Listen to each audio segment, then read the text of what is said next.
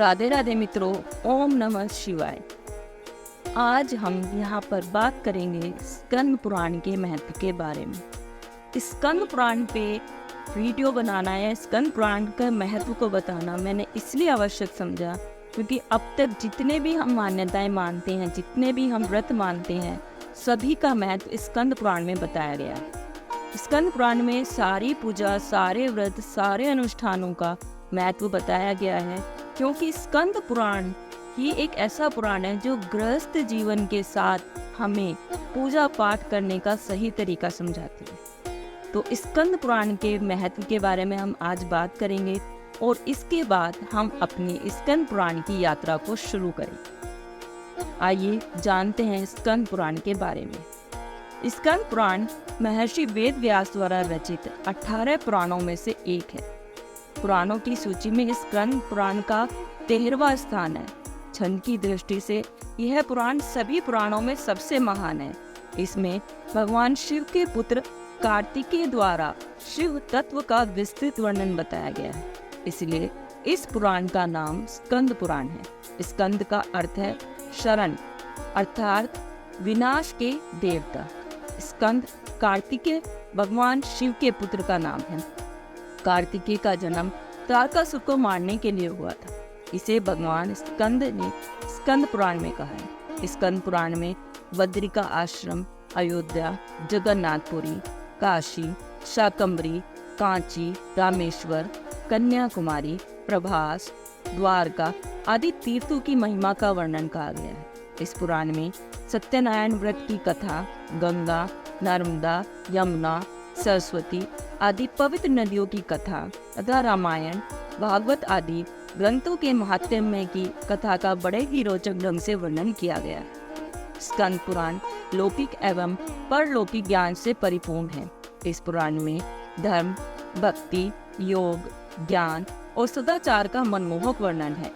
आज भी हिंदुओं के घर में स्कंद पुराण में वर्णित विधि विधान से ही पूजा अर्चना की जाती है। स्कंद पुराण में भगवान शिव की महिमा, शिव पार्वती विवाह, कार्तिकेय जन्म कथा तथा सती चरित्र आदि का विस्तृत वर्णन है। स्कंद पुराण के महेश्वर खंड के कुमारिका खंड के अध्याय 23 में एक पुत्री को 10 पुत्रों के समान कहा गया है। 10 पुत्र समा कन्या 10 पुत्रान परवर्धिने यत् फलम लभते मृत्स्य लभ्यम कन्यायज्ञा। 10 पुत्र समा कन्या 10 पुत्र परवर्ध्याय यत् फलम लभते मृत्स्य लभ्यम कन्याकाय। पुत्री 10 पुत्रों के समान होती है। किसी भी पुरुष को 10 बेटों को पालने जैसा जो फल मिलता है, वही फल एक लड़की को पालने से मिल जाता है। स्कंद पुराण वेद व्यास द्वारा रचित हिंदू के 18 पवित्र पुराणों में से है। इस पुराण में 6 खंड तथा 81,000 श्लोक हैं। इस पुराण की रचना 7वीं शताब्दी में मानी जाती है। इस पुराण का मुख्य विषय भारत के शैव तीर्थों और वैष्णव तीर्थों के उपाख्यानों और पूजा पद्धतियों का वर्णन है।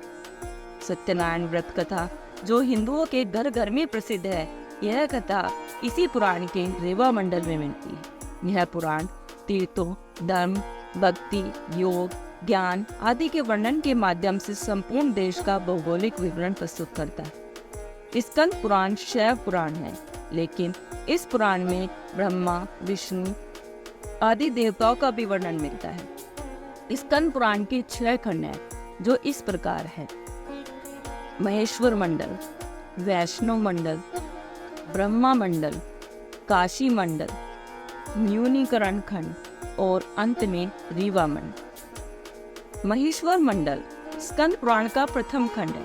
यह खंड महान कहानियों से भरा है। इस पुराण का प्रारंभ महेश्वर मंडल में केदार महात्म्य से होता है।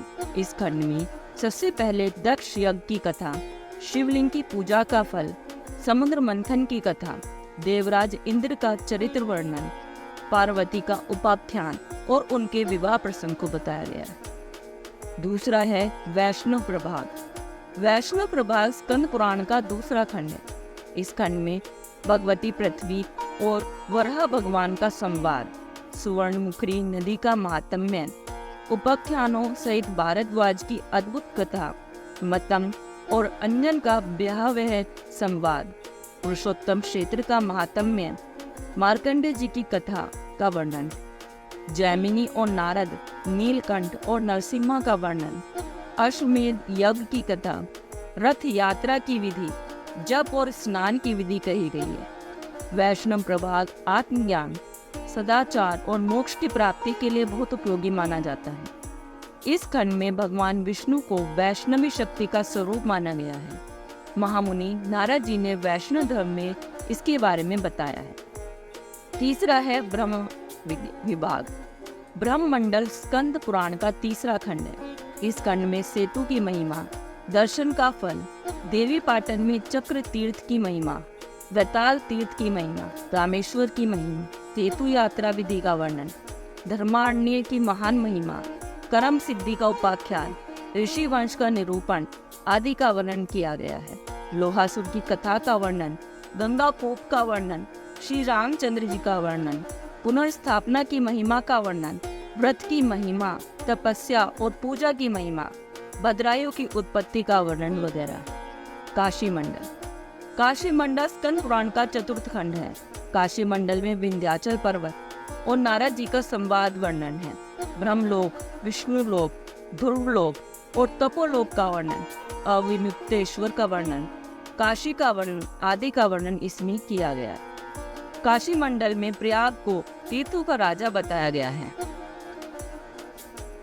न्यूनीकरण प्रभाव। अवंती मंडल स्कंद पुराण का 5वां खंड है। इस खंड में महाकाल का आख्यान, अग्नि की उत्पत्ति का वर्णन, सिद्धधर तीर्थ, दशाश्वमेध महात्म्य, वाल्मीकेश्वर महिमा, गणेश महिमा, परशुराम जन्म कथा, सोमवती तीर्थ, रामेश्वर तीर्थ, सौभाग्य तीर्थ, गया तीर्थ, नाग तीर्थ, गंगेश्वर, प्रयागेश्वर आदि तीर्थों का वर्णन बताया गया है। इस खंड में गंगा, यमुना, सरस्वती, नर्मदा, गोदावरी, वितस्ता, चंद्रभागा आदि पवित्र नदियों का वर्णन दिया गया है। सनत कुमार जी कहते हैं कि शिप्रा नदी के तट पर स्थित अवंतिका तीर्थ के दर्शन मात्र से मनुष्य को मोक्ष की प्राप्ति हो जाती है। और अंत में आता है रीवा संभाग। रीवा मंडल स्कंद पुराण का 6वां खंड है। इस खंड में पुराण संहिता का विस्तृत वर्णन दिया गया है। नर्मदा और कावेरी संगम का वर्णन, शूल भेद की स्तुति, काल रात्रि का वर्णन, संसार के विनाश का वर्णन, ब्रह्मांड की विनाश का वर्णन, शिव की स्तुति का वर्णन, वराह व्रतान, सत्यनारायण व्रत का वर्णन, विभिन्न तीर्थ, भीमेश्वर तीर्थ, नारदेश्वर तीर्थ, धृष स्कंद और मधु स्कंद तीर्थ, सुवर्ण शिला तीर्थ, करंज तीर्थ, कामद तीर्थ, भंडारी तीर्थ, स्कंद तीर्थ, अंगिरस तीर्थ, कोटि तीर्थ, केदारेश्वर तीर्थ, विशेश्वर तीर्थ, अग्नि तीर्थ, सर्प तीर्थ, श्री कपाल तीर्थ और जमदग्नीश तीर्थ आदि है वर्णित। इस पुराण में प्रस्तुत कथाओं के माध्यम से भौगोलिक ज्ञान एवं प्राचीन इतिहास पुराण की विशेषता है। इस पुराण में वर्णित कथाएं, व्रत कथाएं, त्योहार आदि हिंदू संस्कृति में पाए जाते हैं। आइए अब जानते हैं कि स्कंद पुराण क्यों पढ़ना चाहिए, क्यों सुनना चाहिए और इसके हमारे दैनिक जीवन में या इसके हमारे जीवन में हमें क्या लाभ मिल सकता है। पहला है कि शंकर जी से प्रसन्न होते हैं। स्कंद पुराण का पाठ करने से भगवान शंकर प्रसन्न होते हैं। स्कंद पुराण की महाकाल कथा में इसका वर्णन मिलता है। इसमें 12 ज्योतिर्लिंगों की उत्पत्ति की कथा का भी वर्णन है। दूसरा, स्कंद पुराण में प्रदोष व्रत के महात्म्य का वर्णन मिलता है। इस व्रत को करने से सभी तरह की मनोकामना पूर्ण होती है। इसमें एक विधवा ब्राह्मणी और शांडिल्य ऋषि की कथा के माध्यम से इस व्रत की महिमा का वर्णन किया है। गृहस्थ जीवन। जीवितम च धनम दारा पुत्रा क्षेत्र ग्रहाणी च याति येषाम धर्मा कृते तु भुवि मानवः। अर्थात मनुष्य जीवन में धन, स्त्री, पुत्र, घर, धर्म में काम और खेत, ये 5 चीजें जिस पर मनुष्य के पास होती हैं, उसी मनुष्य का जीवन इस धरती पर सफल माना जाता है। वैशाख मास का महात्म। स्कंद पुराण के वैष्णव खंड अध्याय में 4 में वैष्णव वैशाख मास के महात्म्य का विस्तार से वर्णन मिलता है। इसके श्लोक 34 के अनुसार इस मास में तेल लगाना, दिन में सोना, कांसे के बर्तन में भोजन करना, 2 बार भोजन करना, रात में खाना आदि वर्जित माना गया है। वैशाख के माह में पवित्र नदियों में स्नान करने से पुण्य की प्राप्ति होती है। स्कंद पुराण में उल्लेख है कि महारथी नाम के राजा ने केवल वैशाख स्नान से ही वैकुंठ धाम प्राप्त किया था। इस माह में पंखा, खरबूजा, अन्य फल, अनाज, जलदान, प्रदोष व्रत, स्कंद पुराण का पाठ करने का भी महत्व है। श्रद्धा एवं मेधा का महत्व। संक्षिप्त स्कंद पुराण के वैष्णव खंड कार्तिक मास मातम्य के अनुसार ब्रह्मा जी कहते हैं कि इस पृथ्वी पर श्रद्धा एवं मेधा ये 2 वस्तुएं ऐसी हैं जो काम क्रोध आदि का नाश करती हैं। अगला है चंद्र कथा। इस पुराण में सोमदेव, तारा, उनके पुत्र बुध की उत्पत्ति की कथा, 27 नक्षत्रों का वर्णन भी मिलता है। इस कथा के श्रवण से पाप और रोग का नाश हो जाता है। तारकासुर वध की कथा। यह शैव संप्रदाय का पुराण है जिसमें शिव पुत्र स्कंद द्वारा तारकासुर के व्रत की कथा का वर्णन मिलता है। इस कथा के श्रवण और भगवान स्कंद की पूजा से सभी क्षेत्रों में विजय प्राप्त होती है। समुद्र मंथन कथा। इस पुराण में समुद्र मंथन की कथा भी कहते हैं जो यह कथा सुनता है उसे आयुग्य और लक्ष्मी की प्राप्ति होती है। गंगा अवतरण कथा। इस पुराण में 18 नदियों सहित गंगा अवतरण की कथा का भी वर्णन है। मोक्षदायिनी गंगा की कथा सुनने से व्यक्ति के सारे पापों को नाश हो जाता है। सती दाह कथा। इसी पुराण में सती दाह कथा और शक्ति पीठों का वर्णन मिलता है। सती दाह कथा का श्रवण करने से पुण्य की प्राप्ति होती है। इसके अलावा स्कंद पुराण में धर्म, ज्ञान और नीतियों से संबंधित कई बातें बताई गई हैं जिसे जानकर व्यक्ति का मन निर्मल होकर सत्कर्मों में लगता है और जीवन सफल हो जाता है।